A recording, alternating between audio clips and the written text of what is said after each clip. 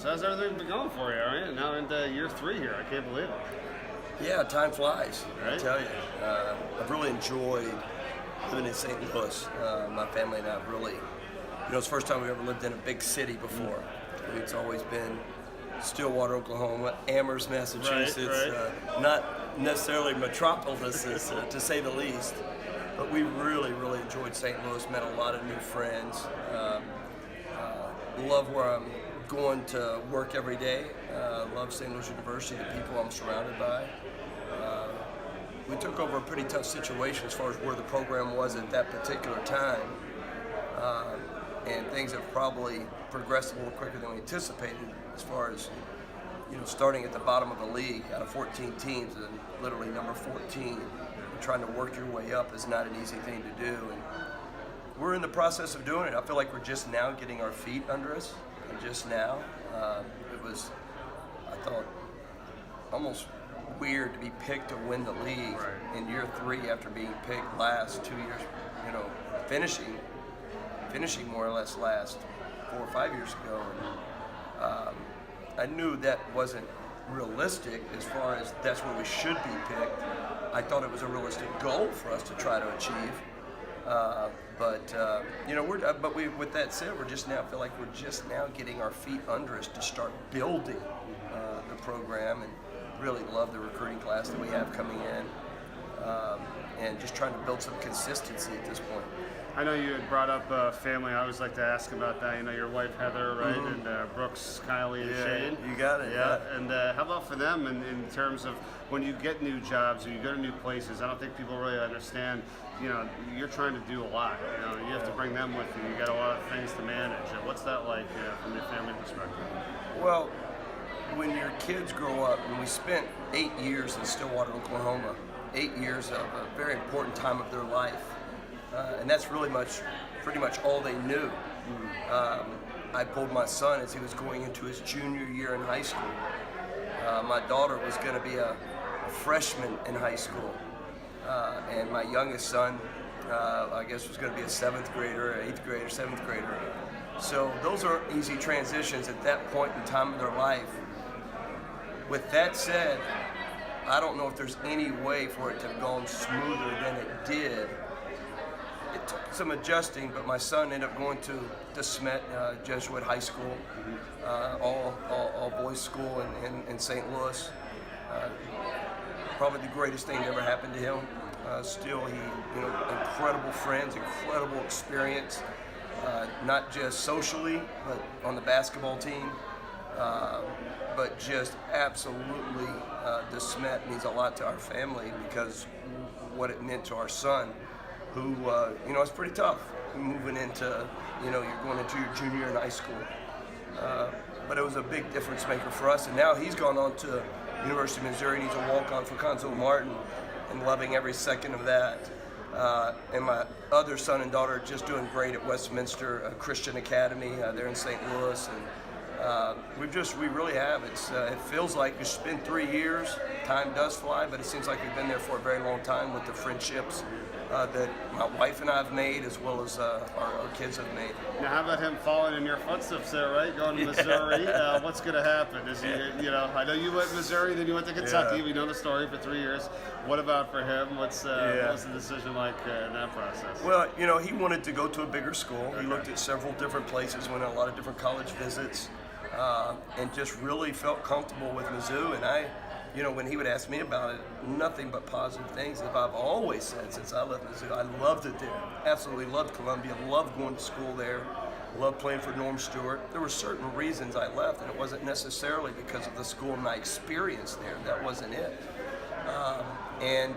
He decided to go there and room in one of his best buddies who he met at DeSmet and become very, very close with. And there's a core group that went there kind of together, and he loves it. Absolutely incredible experience for him, and academically, and then what Conzo Martin's given an opportunity. I really appreciate Coach Martin doing that, and it's something that he wanted to walk on at different places, and I encouraged him because I wanted him to play for Coach Martin. I've gotten to know Coach Martin a little bit over the years, and studied him a little bit, and just a man of incredible integrity, Christian man, and I love everything he stands for, and I wanted my son to learn from him. That's great. Well, we wish him all the best there for sure. I'm sure it's going to be an unbelievable experience. I wanted to ask you, though, and you went to Kentucky for 3 years. You got to a Final Four. I don't think people maybe understand what that's all about and, basketball. Right? You could say you do. You could think, oh, it's Kentucky. It's pretty big. It's basketball. Why don't you give us a little bit more of an insight on how special and how crazy and dedicated the entire operation is there with the time that you spent? It's an interesting question, but you phrased it 100% correct. I get asked that all the time. What was it like? And it's impossible to describe it. You can't unless you've been through it. To experience playing, such a great college basketball place. Incredible fans. I mean, every game that University of Kentucky basketball plays is like a championship game to every single fan. And that's what you want. There's a lot of pressure to that. And I think Coach Cal says it a lot. University of Kentucky is not for everybody. It's not for every player. I mean, there's some great players that can't succeed at Kentucky because of the pressure and the expectation that is put on every single player. And you're under a microscope. Not every game, but every day, you're under a microscope. For me, I loved it. I absolutely enjoyed every second of it. I like the pressures. I love the challenges of it. But it is almost impossible to explain unless you live it. To be able to go on every road game that we went to, we would have more fans than the other team. Our fans, Kentucky fans traveled everywhere. But it is... it's something spectacular, but it is absolutely impossible to explain unless you've been through it, but it is a very, very special place. Yeah, for sure. How about when you translate, you move into coaching and how much that entails? Let's talk about, it's a year-round thing, right? I mean, what do you like to do in the off-season or when you have free time? I'm sure there's not a lot of it, but what do you enjoy doing, when you're not doing basketball? I mean, it's a full-time Yeah, it is. Thing. It is. There's no question. It's like in my 23rd year, I think, as a college head coach, and things have changed over the years. They seem like they really drastically change every 5 years or so. So I've had a lot of changes. Sure. And there's not one of the bigger changes is there's not much downtime anymore. And they've just added recruiting days in June. We've never had recruiting days in June, so it's even changing even more. But in my spare time, I like traveling. I'm not a big golfer. I enjoy golf, but I'd rather spend my 4 hours doing other things. Yeah. I like golf, but I'm a big outdoorsman. I love hunting and fishing. Being a basketball coach is not great for hunting. Right. Some of the great hunting is in the wintertime, but I love being outdoors. I love traveling with my family. We love traveling. We have different places that we enjoy going as a family, and it's hard for me to, when I'm in St. Louis, as my wife always says, it's hard for me to take a couple of days off. Even if I have a couple of days off, it's like a magnet to the office. I can't get away because she'll hear me always say, well, let's just stay around here. Let's take a couple of days to show you there's no way. We have to get away in order for me to really get away.